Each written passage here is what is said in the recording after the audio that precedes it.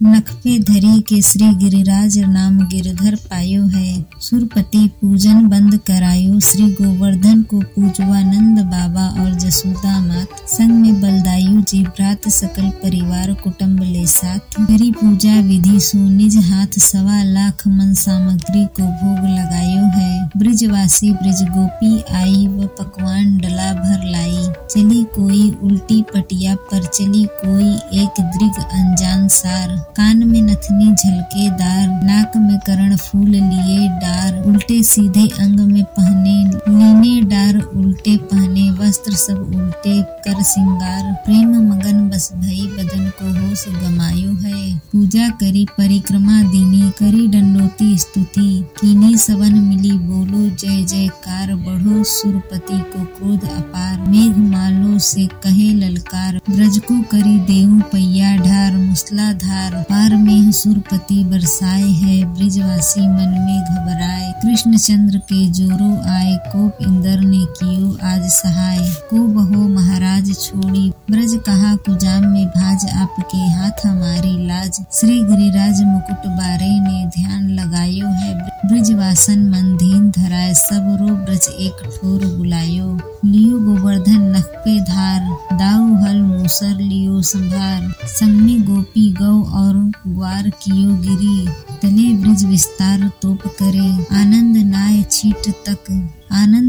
छीट तक आयो है, मधुर मधुर बांसुरी बजाए। सब ब्रिज ने आनंद रहिए छाई। आप सभी को गोवर्धन पूजा की ढेर सारी शुभकामनाएं।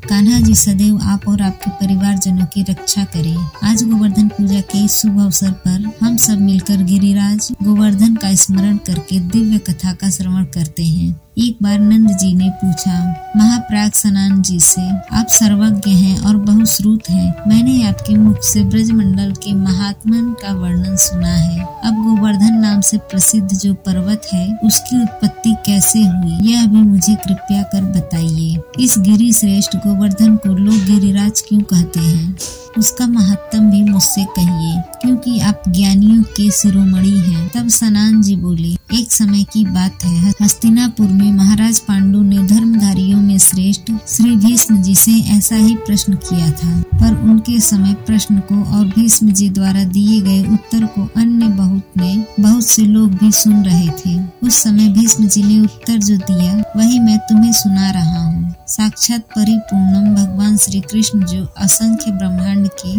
अधिपति, गोलोक के नाथ और सब कुछ करने में समर्थ है, जब पृथ्वी का भार उतारने के लिए स्वयं इस भूतल पर पधारने लगे, तब उन जनार्दन देव ने अपनी प्राण वल्लभा राधा जी से कहा, प्रिय तुम मेरे वियोग से भयभीत रहती हो, इसीलिए तुम भी मेरे साथ भूतल पर चलो। श्री राधा जी बोली, प्राणनाथ, जहाँ वृंदावन नहीं है, जहाँ यह यमुना नदी नहीं है और जहाँ गोवर्धन पर्वत नहीं है, वहाँ तो मेरे मन को कभी सुख ही नहीं मिल सकता। सनानंद जी कहते हैं, नंदराज श्री राधा की यह बात सुनकर स्वयं श्री हरि ने अपने धाम में 84 कोस विस्तृत भूमि गोवर्धन पर्वत और यमुना नदी को भूतल पर भेजा। उस समय 84 कोस विस्तार वाली गोलोक की सर्व लोक वंदिता भूमि 24 वनों के साथ यहाँ आई।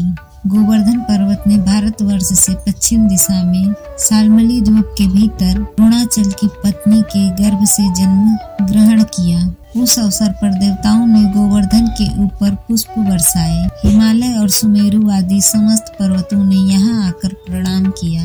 फिर परिक्रमा करके गोवर्धन का विधिवत पूजन किया। पूजन करने के पश्चात उन महान पर्वतों ने गिरिराज गोवर्धन की स्तुति प्रारंभ की। पर्वत बोले, आप साक्षात परिपूर्णम भगवान श्री कृष्ण चंद्र के गोलोक धाम में, जहाँ दिव्य गौओं का समुदाय निवास करता है तथा गोपाल और गोप सुंदरियां शोभा पाती हैं, सुशोभित होते हैं, आप ही गोवर्धन नाम से वृंदावन में विराजते हो।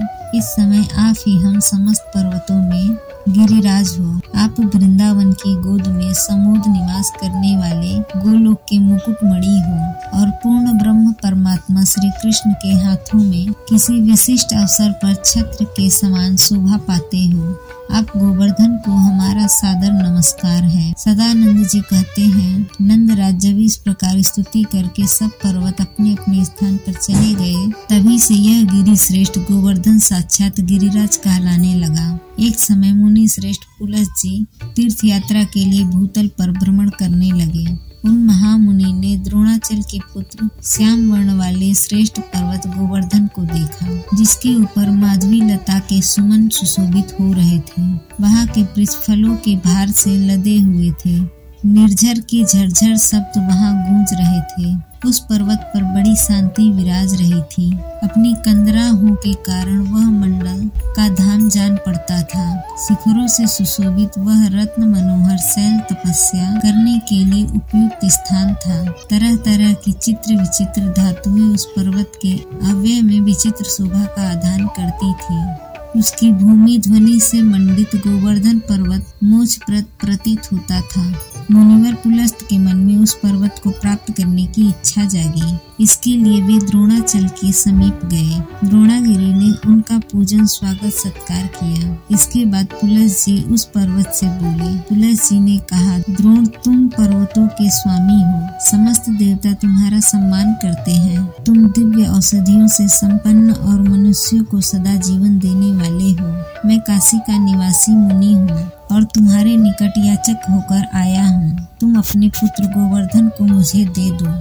यहाँ अन्य वस्तुओं से मेरा कोई प्रयोजन नहीं है। इसके अलावा मुझे कुछ भी नहीं चाहिए।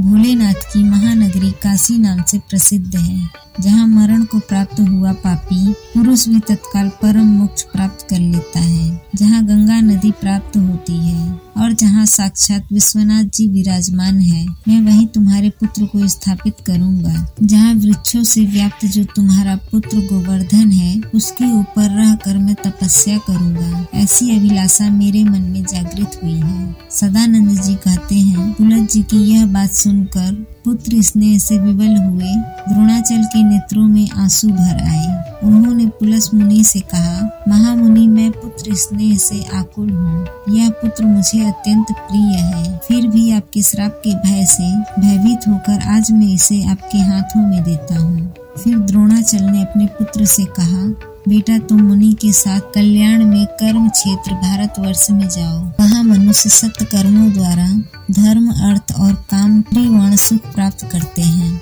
तथा निष्काम कर्म और ज्ञान योग के द्वारा क्षण भर में मोक्ष भी पा लेते हैं। तब गोवर्धन ने कहा, मुनि, मेरा शरीर 8 योजन लंबा, 2 योजन चौड़ा और 5 योजन चौड़ा है। ऐसी दशा में आप किस प्रकार मुझे ले चलेंगे? तब पुलस्त जी ने कहा, बेटा, तुम मेरे हाथ पर बैठकर सुख पूर्वक चले चलो। जब तक काशी नहीं आ जाती तब तक मैं तुम्हें अपने हाथ पर ही ढोए चलूंगा। गोवर्धन ने कहा, मुनि, मेरी एक प्रतिज्ञा है। आप जहाँ कहीं भी भूमि पर मुझे एक बार रख देंगे, वहाँ की भूमि से मैं पुनः उत्थान नहीं करूँगा। पुलस्त जी ने कहा, मैं इसे सालमली द्वीप से लेकर भारतवर्ष के कौशल देश तक तुम्हें कहीं भी रास्ते में नहीं रखूंगा। यह मेरी प्रतिज्ञा है। सदानंद जी कहते हैं, नंदराज इसके बाद वह महान पर्वत पिता को प्रणाम करके मुनि पुलस्त के साथ मुनि पुलस्त की हथेली पर आरूढ़ हुआ। उस समय उसके नेत्रों में आंसू भर आए। उसे दाहिने हाथ पर रखकर पुलस्त मुनि लोगों को अपना तेज दिखाते हुए धीरे धीरे चलने लगे और फिर ब्रज मंडल में आ पहुँचे। गोवर्धन पर्वत को अपने पूर्व जन्म की बातों का स्मरण था। ब्रज में आने पर उसने मार्ग में मन ही मन सोचा कि यहाँ ब्रज की असंख्य ब्रह्मांड नायक साक्षात पर पूर्णतम भगवान श्री कृष्ण अवतार लेंगे और ग्वाल बाल के साथ बाल लीला और किशोर लीला करेंगे। इतना ही नहीं, वे श्री हरि यहाँ दान लीला और मान लीला भी करेंगे। इसीलिए मुझे यहाँ से अन्यत्र कहीं भी नहीं जाना है। यह ब्रज की भूमि और यह यमुना नदी गोलोक से आई है। श्री राधा के साथ भगवान श्री कृष्ण का भी यहाँ शुभागम होगा। उनका उत्तम दर्शन पाकर मैं तो कृतकृत हो जाऊंगा। मन ही मन ऐसा विचार करके गोवर्धन ने मुनि की हथेली पर अपने शरीर का भार बहुत अधिक बढ़ा लिया। उस भार से मुनि अत्यंत थक गए। उन्हें पहले की कही हुई बात याद नहीं रही। उन्हें अपनी प्रतिज्ञा भी याद नहीं रही। उन्होंने पर्वत को हाथ से उतारकर ब्रजमंडल में रख दिया। भार से पीड़ित तो वे थे ही, लघु शंका से निवृत्त होने के लिए वे चले गए। लघु शंका से निवृत्त होने के लिए वे चले गए। शौच क्रिया के बाद जल में स्नान करने के पश्चात मुनिवर पुलस्त ने उत्तम पर्वत गोवर्धन से कहा, अब उठो। अधिक भार से संपन्न होने के कारण जब वह गोवर्धन दोनों हाथों से उठाए नहीं उठा, तब महामुनि पुलस्त ने उसे अपने तेज और बल से उठा लेने का प्रयास किया। मुनि ने स्नेह से भीगी बाड़ी द्वारा द्रोण नंदन गिरिराज को ग्रहण करने का संपूर्ण शक्ति से प्रयास किया, लेकिन वह तो एक उंगली भी टस से मस नहीं हुआ। तब पुलस्त मुनि प्रेम पूर्वक बोले, गिरि चलो चलो, भार अधिक न बढ़ाओ। मत बढ़ाओ ना, मैं जान गया तुम रूठे हुए हो। अच्छा शीघ्र बताओ तुम्हारा क्या अभिप्राय है। तब गोवर्धन ने कहा, मुनि इसमें मेरा कोई दोष नहीं है। आप ही ने तो मुझे यहाँ स्थापित किया है। अब मैं यहाँ से नहीं उठने वाला, और मैंने तो आपसे पहले ही प्रतिज्ञा करवा ली थी। जिस स्थान पर आप मुझे एक बार रख दोगे उसके बाद मैं वहाँ से पुनरुत्थान नहीं करूँगा। सदानंद जी कहते हैं, यह सुनकर मुनि श्रेष्ठ पुलस्त की सारी इंद्रियां क्रोध से चंचल हो मारे क्रोध के उनके ओष्ठ फरकने लगे। उनका सारा प्रयास व्यर्थ हो जाने के कारण उन्होंने द्रोण पुत्र गोवर्धन को श्राप दे दिया। पुलस्त जी बोले, पर्वत तू बड़ा ढीठ है, तूने मेरा मनोरथ पूर्ण नहीं किया, इसीलिए तू प्रतिदिन तिल तिल भर क्षीण होता चला जा। सदानंद जी कहते हैं, नंद ऐसा कहकर पुलस्त मुनि काशी चले गए। उसी दिन से यह गोवर्धन पर्वत प्रतिदिन तिल तिल भर के क्षीण होता चला जा रहा है। जब तक भागीरथी गंगा और गोवर्धन पर्वत इस भूतल पर विराजमान है, तब तक पृथ्वी का प्रभाव बिल्कुल नहीं बढ़ेगा। और गोवर्धन का यह प्रकट चरित्र परम पवित्र और मनुष्यों के बड़े से बड़े पापों का नाश करने वाला है। प्रेम से बोलिए गिरिराज गोवर्धन जी की जय। श्री कृष्ण भगवान की जय। गोवर्धन पूजा करने के बाद जब परिक्रमा की जाती है तो यदि आप आज घर पर गोवर्धन पूजा कर रहे हैं तो गोवर्धन पूजा करते समय इस कथा का भी श्रवण सच्चे मन से करना चाहिए। ऐसा करने से भगवान श्री कृष्ण और गिरिराज गोवर्धन जी की कृपा प्राप्त होती है। यह थी आज की कथा। अगर आपको वीडियो अच्छा लगा हो तो वीडियो को लाइक जरूर करें।